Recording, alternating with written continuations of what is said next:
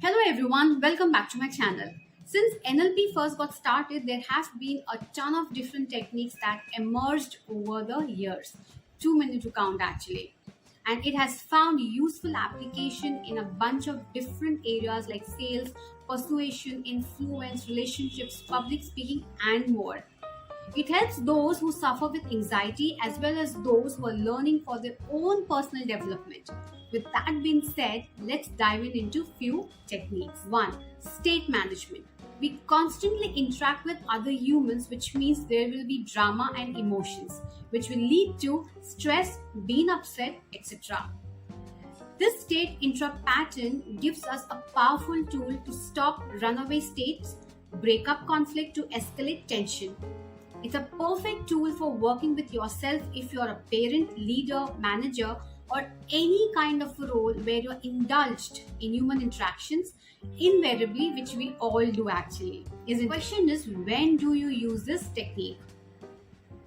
When we go into a mental or emotional state that doesn't serve us well, we need to break state or interrupt the pattern, and that is when you use this technique. Now, 2. Pacing. Pacing refers to matching someone's model of the world.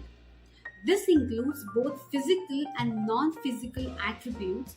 What I mean is emotions, values, beliefs, posture, breathing, and much more. All of us use a favored representational system. That is V for visual, A for auditory, and K for kinesthetic. Here are some ways you can pace someone's representational system. Say for example, in a conversation you can use the same representational system of the significant other. For example, I hear what you are saying. Now this is auditory, the word hear is being used. I see what you mean. Visual, the word see is being used. I got a good feeling about this. Kinesthetic, the word feeling has been used. Now you see how easy that is. 3. Spinning feeling. For a long time we have talked about your feelings in the gut sense. It's a powerful technique to get rid of any negative feelings. It works well for any kind of feelings like anger, fear, cravings, etc. NLP spinning emotion technique is based on the assumption that every feeling runs through our body in circulation mode. This process can be done while standing or lying down. This NLP spinning emotion technique can help you to increase your awareness about your internal and external body sensations. Every emotion has a positive or negative impact on ourselves. If the impact is negative, you can use this NLP spinning emotion technique to reduce the impact. 4. Anchoring.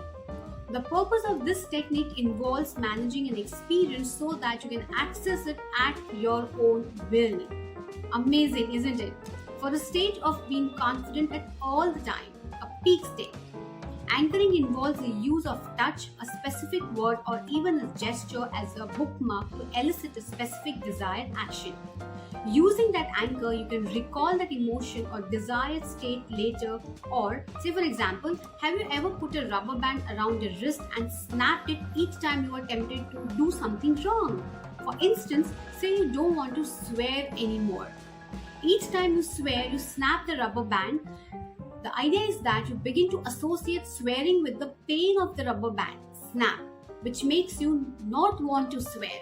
Swear equals to feel pain. Swear, feel pain. This is NLP anchoring. Using NLP anchoring, you can instill positive feelings. For example, you may want to feel more confident when making a business phone call. 5. Swish. If you're looking for a technique to help you change or replace specific feelings that you associate with a specific condition, often sad and unfavorable, then I recommend you should try this technique, swish.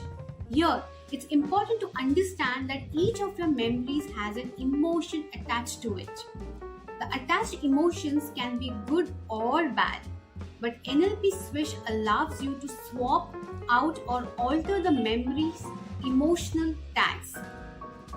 So for instance, if you associate anxiety with an interview, you might want to change the interview's emotional tag to the excitement. So it becomes interview equals to excitement. NLP Swish makes this possible. The idea behind Swish is for you to think about the excitement you felt at a certain time and how you can hold on to it in a scary, different environment. Isn't this great? You can now have your emotions much more in control just like that. I'm sure you have enjoyed this video and do drop in your queries if any. This is Ashwini Dasgupta, your personal development NLP expert, signing off. And yes, if you have found this video useful, do subscribe to my channel and hit the bell icon for my new videos. Thank you and see you soon. Take care.